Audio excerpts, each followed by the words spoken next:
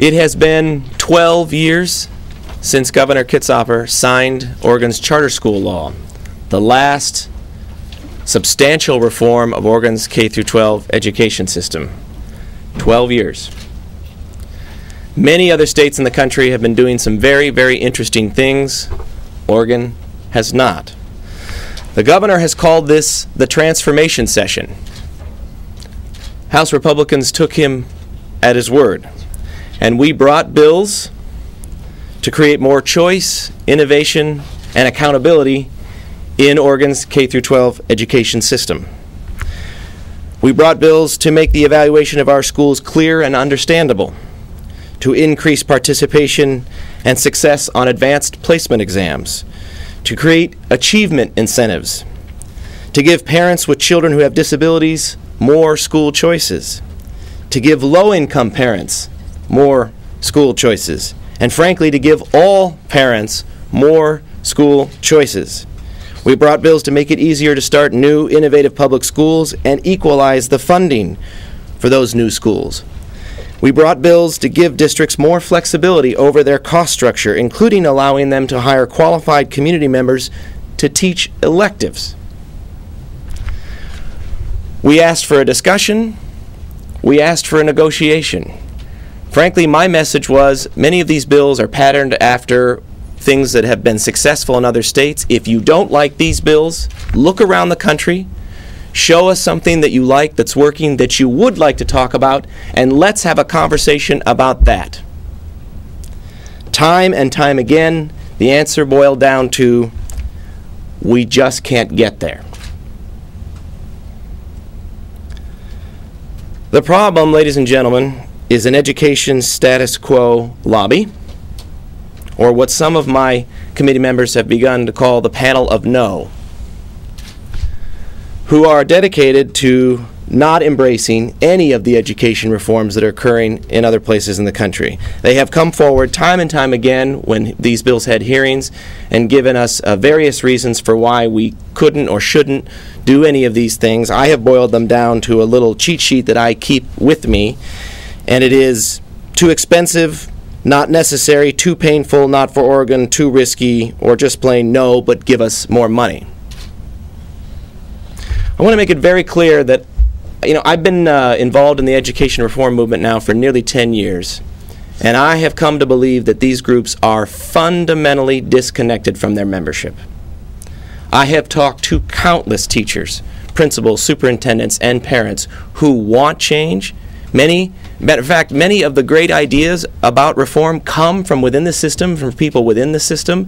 There are 108 charter schools in Oregon, for instance. Many of them have been started by public school teachers or public school administrators who had an idea and the system would not allow them to execute that idea or to create that school. My message is this.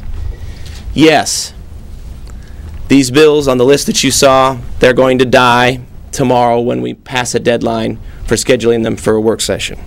Yes, these groups have a great deal of power and money, but pressure is building, and the voices of parents who want fundamental change and who want a system that listens to them, those voices are growing louder and louder every day.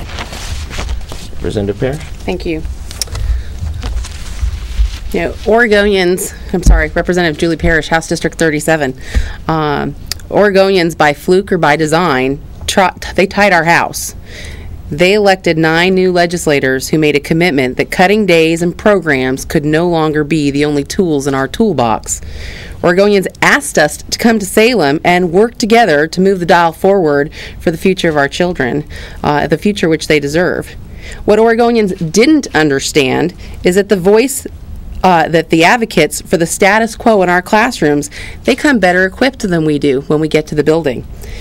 They come equipped with a full-time army of lobbyists, paid lobbyists, who attend education committee meetings and say no to cost and outcome reforms.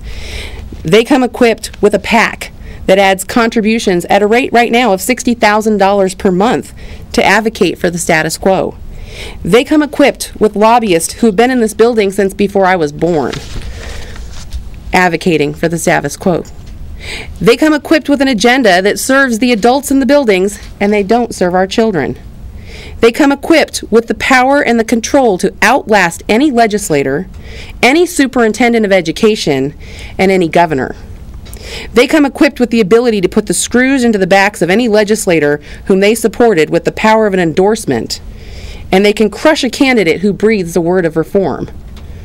Our children, if they were to pool together their allowances, could not buy a substantial force like the one in this building that advocates for the status quo. They have no lobbyist. Our job as legislators is to be that voice. We are their lobbyist. I put forward a suite of bills that would blur the lines and that would change how we think about schools and education. I asked my colleagues in this building to dream big for our children. And on March 18th, we heard those bills, the ones that would leverage our economic development and our education and marry them together in a way that would ensure Oregonians will always have work. I wear the jobs pin every day, not just for people who need jobs right now, but for the jobs that our kids are going to need tomorrow. This session in a tied House, where everyone is equally accountable, we put forward bills. We built support in our industries. We built support in our communities. We built support with parents for these concepts. And our businesses said yes. And our parents said yes. And our communities said yes. And the status quo lobby and their members of the Education Committee who serve them said no. It's shameful. And it's a tragedy for our children, and it's a tragedy for Oregon's future. And tomorrow, all of these great ideas die because the status quo lobby has a stronger voice than our children. That can never happen again. These are the issues that we're facing in this building, and they should not be partisan issues. Because quite frankly, as a mom with 3 kids in elementary school, there's not a whole lot of stuff that I want. I want a road that gets me to soccer practice. I want an education for my children. I want my schools to work. I want somebody in my house to have a job. I want security of being able to have health care for my children, and that milk is on sale at the Albertsons. Okay? Those are the things that I want as a parent. Those are not partisan things. I think we all want those things. So I love my kids' teachers. They are rock stars. They are absolutely amazing. I could not begin to do that job. But you know what? Even our kids' teachers don't have a voice. When I get anonymous phone calls from teachers and they have stories and they don't want me to use their name, something's wrong with the system. When I talk to superintendents who say our system is flawed and broken and yet the lines constrain me, something is wrong with the system. They know that there's problems, but the people who are boots on the ground, that voice is truly disconnected with the voice of the people who are doing the job versus the status quo agenda pushing lobby in this building. So when our district made cuts last year, we got 300 moms to a school board meeting and told the school district, sharpen your pencil. Nowhere in the room was the status quo lobby at those school board meetings advocating for our teachers. It was the parents who advocated for the teachers all last summer, and we saved jobs. So I would argue that our bills that we put forward are not about harming the teachers' boots on the ground, but something's got to give, and someone's got to have that voice, and someone has to be that voice for our children. And if it's not the legislators who get to take that oath of office and say that they're going to serve and protect, then I don't know who it is. But we tried, and we're going to come back and we're going to try it again. We have a February session. We're going to try again. We will continue to try and be that voice, and you will see more parents stand up behind us and say, it's time for true change and reform in Oregon, and the status quo does not ever get to have this voice again in this building. And with that, I'll turn it over to one of our parents who'd like to share a few words.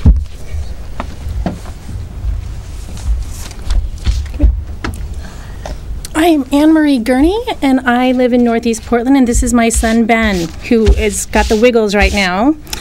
As a parent who has 2 grade school kids, I don't want my kids to be victims of Oregon's current situation, which is we have a 1/3 dropout rate, and we rank 43rd among 50 states for academic achievement.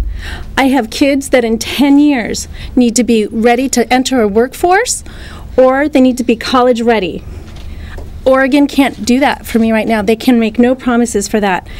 I don't care what side of the aisle a lawmaker is from. I'm looking for a change maker. I'm looking for parents, a lot of passionate parents.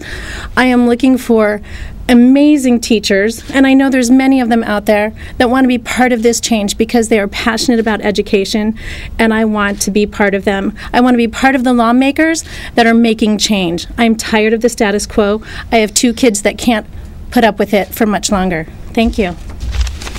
That will take your